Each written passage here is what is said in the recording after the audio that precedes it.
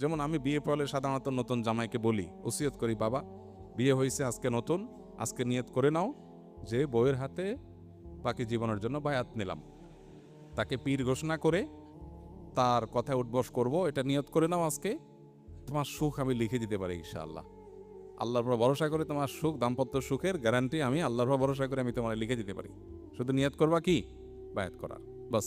পীর সাহেব অনেক কিছু বলে, মুরিদ কিছু বলে না, তুমি সেরকম থাকবা।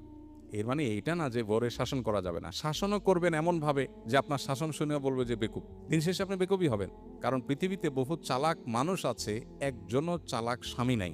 পৃথিবীতে বহু চালাক পুরুষ আছে, কিন্তু কোনো চালাক স্বামী নাই। কারণ বউদের কাছে এমনিই সব বউরাই মনে করে স্বামীগুলো একটু বেকুব। যত শেয়ানা স্বামী হোক, বউ মনে করে কি, মনে করে কিচ্ছু বোঝে না, বেকুব কিসিমের।